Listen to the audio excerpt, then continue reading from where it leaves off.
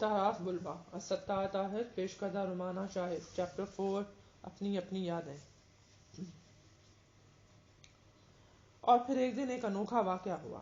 وہ اپنی حیرتوں میں ڈوبا سڑک پر جا رہا تھا کہ ایک پولستانی امیر کی بگی کے نیچے آتے آتے بچا۔ قصور سراسر اس کا تھا کیونکہ وہ سڑک کے عین بیچ میں چل رہا تھا۔ خوفناک مونچھوں والے بگی کا گاڑی بان نے اس کے منہ پر چابک رسید کیا۔ آمدری فوراً طیش میں آ گیا۔ کچھ سوچے سمجھے بغیر وہ بگی کے پیچھے بھاگا اور پھر اس نے بڑی بے خوفی سے گاڑی کا پچھلا پہیہ پکڑ کر بگی کو روک دیا۔ گاڑی بان غصے میں آ گیا۔ اس نے بگی کے گھوڑوں کو چابک مارے تو گھوڑے سرپٹ بھاگنے لگے۔ آندری منہ کے بل کیچڑ میں گر گیا۔ اسی لمحے اس نے سامنے والی خوبصورت اور عالیشان مکان سے آتی ہوئی اونچی اور میٹھی ہنسی کی آواز سنی۔ آندری تلملا کر کیچڑ سے اٹھا۔ اسے غصہ آ رہا تھا کہ کوئی اس کی اس حالت پر ہنس رہا ہے۔ اس نے غصے سے اس کی طرف دیکھا جدھر سے ہنسی کی آواز آ رہی تھی۔ اس نے عالیشان مکان کی ایک کھڑکی میں کھڑی ایک بہت ہی خوبصورت دوشیزہ کو اونچی آواز میں ہنستے ہوئے دیکھا۔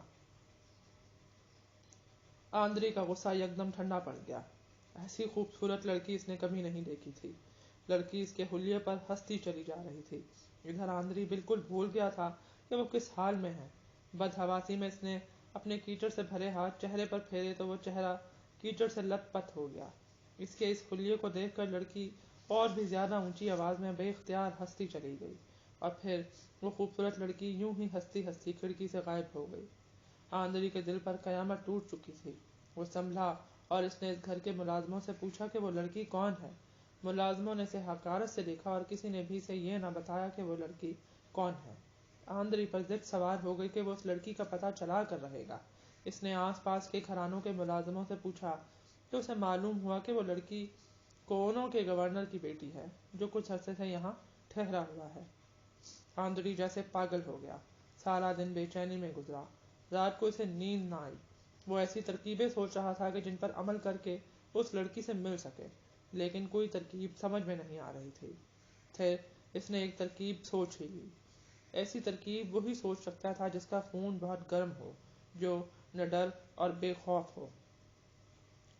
وہ رات ہونے کا انتظار کرتا رہا۔ اس نے ایک بار بھی یہ نہ سوچا کہ اس ترکیب پر عمل کرنے سے اس کی جان خطرے میں پڑ سکتی ہے۔ وہ ایسی باتیں سوچنے کا سرے سے عادی ہی نہ تھا۔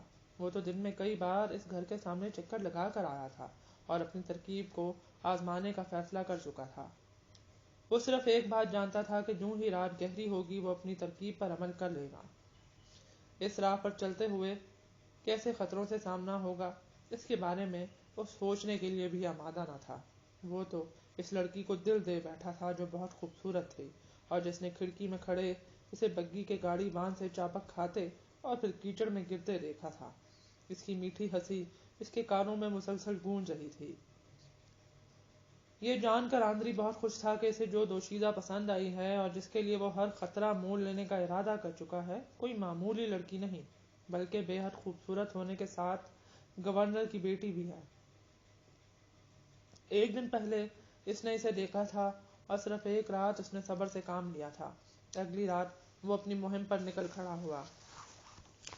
عالیشان مکان کے باہر اونچی بار تھی اور بار کے سامنے باغ تھا۔ اس کے لیے اس اونچی بار کو پھلانگنا مشکل نہ تھا۔ وہ جھکتا ہوا خاموشی سے بار کے قریب پہنچا۔ بار کی اونچائی کا وہ پہلے سے اندازہ لگا چکا تھا۔ اس نے پیچھے ہٹ کر چھلانگ لگائی اور بار کے اس پار پہنچ گیا۔ کچھ دیر بعد وہ بار کے پار کھڑا تھا۔ سامنے باغ تھا، تاریکی میں ڈوبا ہوا باغ جس میں درخت اندھیرے میں ڈوبے ہوئے خاموش کھڑے تھے۔ باغ میں اس نے وہ درخت تاڑ لیا جس کی مضبوط شاخیں گھر کی چھت تک پہنچتی تھیں۔ وہ کمال مہارت سے خاموشی کے ساتھ درخت پر چڑھنے لگا۔ درخت کی چوٹی پر پہنچ کر اس نے اس کی شاخوں کو دبا اور کھینچ کر دیکھا اور پھر بندر کی طرح ان شاخوں سے لٹکتا ہوا وہ چھت پر پہنچ گیا۔ چھت پر کچھ دیر لیٹا رہا، پھر اس نے اپنے صحیح اندازے سے دودکش کو ڈھونڈ نکالا۔ اس مضبوط پائپ کے ذریعے اندر سے دھواں باہر نکلتا تھا۔ اس کی قسمت بہت اچھی تھی۔ دودکش کے راستے سے وہ سیدھا اس لڑکی کی خوابگاہ میں داخل ہو گیا۔ وہ آئینے کے سامنے بیٹھی تھی۔ قریب شمعداں میں شمع روشنی بکھیر رہی تھی۔ جب وہ اپنے نازک کانوں سے قیمتی بندے اتار رہی تھی تو तो आंद्रे को अचानक अपने कमरे में देखकर घबरा गई। जब इसने आंद्री को खामोश मोहब्बत भरी निगाहों से अपने आप को तकते देखा तो ना सिर्फ इसकी घबराहट दूर हो गई बल्कि वो इसे पहचान भी गई। ये वही खूबसूरत नौजवान था जिसने अपनी ताकत से बग्घी को दौड़ते पहियों को रोक दिया था, जो कीचड़ में लथपथ होने के बावजूद खूबसूरत दिखाई देता था। सेज की तरफ जाते घोड़े पर सवार आंद्री को वो सब लम्हे याद आ रहे थे। इसे मतलब ये याद ना रहा कि वो सेज जा रहा है। इसे अपना गांव जो वो पीछे छोड़ आया, जहाँ इसकी माँ अकेली रह गई, वो इसे ये भी याद ना रहा इसका बड़ा भाई, इसका बाप तारास बलबा और इनके कुछ साथी भी इसके साथ सफर तय कर रहे हैं। इसे तो उस लड़की से अपनी ये अनोखी मुलाकात याद आ रही थी। खूबसूरत लड़की ने इसे देखा, पहचाना और फिर बड़ी बेनियाजी से बनाव सिंगार में मसरूफ हो गई। इसकी खूबसूरती और अदाओं ने आंद्री पर जैसे जादू कर दिया था। वो पत्थर के मुजस्समे की तरह खड़ा खामोशी से देखता चला जा रहा था। ना इसने कुछ कहा, ना ही इस लड़की ने इससे कोई बात की। ये एक अनोखी मुलाकात थी। अचानक ख्वाबगाह के दरवाजे पर किसी ने दस्तक दी। बनाव सिंगार करती आईने के सामने बैठी लड़की चौंकी और घबरा गई और उठकर खड़ी हो गई। आंद्री इसी तरह खामोश खड़ा था। वो आहिस्ता से बोली, इधर आ जाओ, जल्दी, पलंग के नीचे छुप जाओ। और वो जो अपनी जान खतरे में डालकर वहां तक पहुंचा था, उसने लड़की के हुक्म की यूं तामील की जैसे वो उसका गुलाम हो। वो खामोशी से पलंग के नीचे छुप गया। पलंग के नीचे से आंद्री ने लड़की को कमरे से बाहर जाते देखा। चंद मिनटों के बाद वो वापस आई तो अकेली नहीं थी। बाहर निकल आओ, इसने बड़े पुरसकून लहजे में आंद्री को पुकारा। आंद्री पलंग के नीचे से बाहर आकर खड़ा होकर फिर इसे देखने लगा, जैसे वो उसके नए हुक्म का मुंतजर हो। फिर इसने इस औरत को देखा जो लड़की के साथ कमरे में आई और अदब से खड़ी थी। वो एक तातारी नस्ल की मुलाजिमा थी। आंद्री ने फौरन भांप लिया कि यह तातारी औरत जंग में कैदी बनी होगी और अब इस घर में खादमा की हैसियत से काम कर रही है। लड़की ने तातारी खादमा को मुखातिब करके कहा, इन्हें खामोशी से बाग तक पहुंचा दो और जब तक ये बाढ़ फैलांग कर बाहर न निकल जाएं, तुम इनके पास रहना।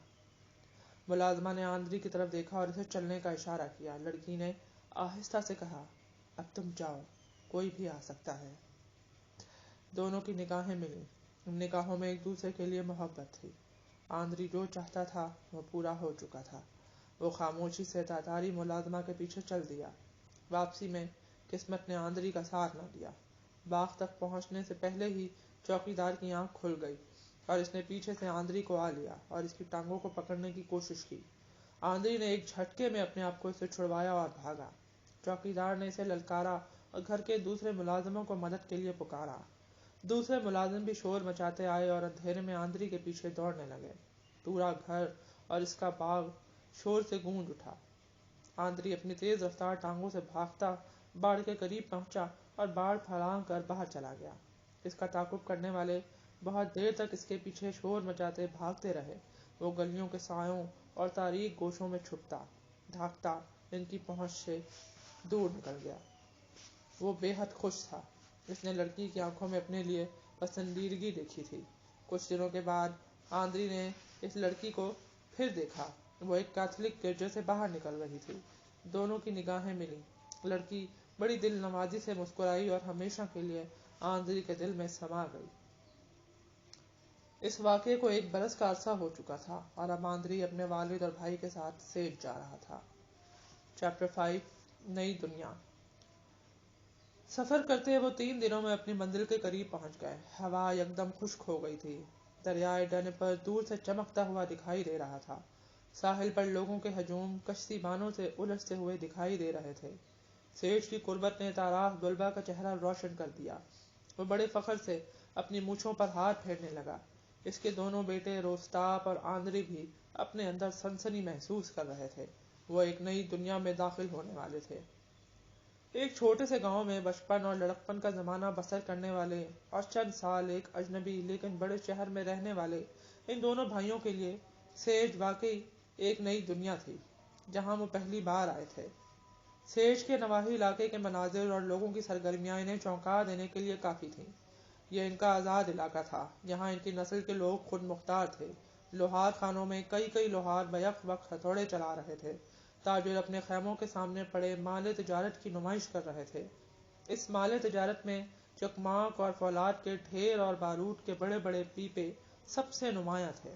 بہت سے تاتاری آٹا گوندتے ہوئے دکھائی دے رہے تھے اور کئی ایسے تھے جو بھیڑ کے گوشت کے ٹکڑے سیخوں پر بھون رہے تھے۔ یہ تاراس بلبا کی جانی پہچانی دنیا تھی۔ وہ کسی کو دیکھ کر سر ہلاتا ہوا سلام کا جواب دیتا، کسی کے مزاج پوچھتا اور آگے چل پڑتا۔ طرح طرح اور بھانت بھانت کے لوگ وہاں موجود تھے۔ سنولائے ہوئے چہروں والے جنگجو قزاق یہ سیج تھا۔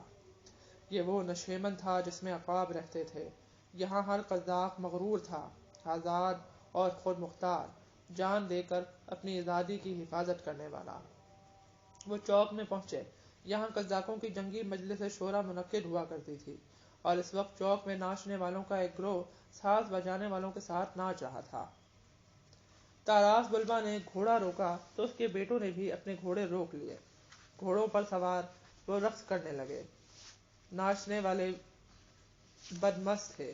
روستاب اور آندری نے دیکھا کہ بوڑھے اور سنجیدہ چہرے والے قزاق بھی اس رقص میں شامل ہو گئے ہیں۔ سیج میں ہمیشہ ایک نہ ختم ہونے والا جشن برپا رہتا تھا، جہاں قزاقوں کی جیبوں میں سکے کھنکھناتے، وہ جشن مناتے، ماضی اور اس کے سارے دکھ بھول جاتے۔ یہاں وہ سب آزاد تھے اور خود سر تھے، ان کی زندگی بے مہار تھی۔ یہاں کوئی قزاق کسی دوسرے قزاق سے یہ نہیں پوچھتا تھا کہ تم کون ہو اور کہاں سے آئے ہو اور تمہارا نام کیا ہے۔ یہاں کے دستور نرالے تھے۔ سیج میں آنے والا ہر قزاق اپنے آپ کو سپہ سالار کے سامنے پیش کرتا، جو اس سے چند سوال پوچھنے کے بعد کہتا، اچھا، جو فوجی دستہ پسند آئے اس میں شامل ہو جاؤ۔ یہ انوکھے قزاقوں کی دنیا تھی۔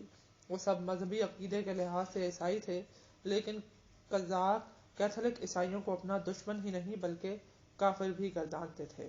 قزاق اپنے عقیدے کی عظمت اور حفاظت کے لیے ہر لمحہ اپنے خون کا آخری قطرہ تک بہانے کے لیے تیار رہتے تھے۔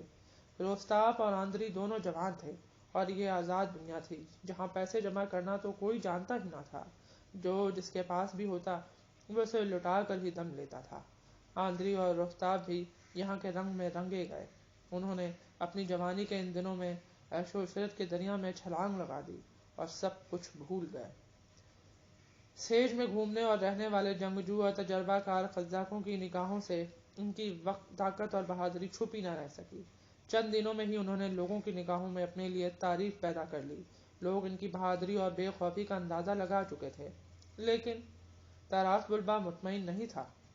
وہ تو ایک ہی خواب دیکھتا تھا، ایک ہی بات جانتا تھا کہ اس کے بیٹے میدان کامزاد میں ایسے کارنامے انجام دیں کہ ان کی بہادری کی داغ پھیل جائے اور اس کا نام اونچا ہو جائے۔ اسے امن کا یہ ماحول پسند نہیں آ رہا تھا۔ وہ چاہتا تھا جنگ کا میدان گرم ہو اور اس کے بیٹے اپنی بہادری سے اس کا نام اونچا کریں۔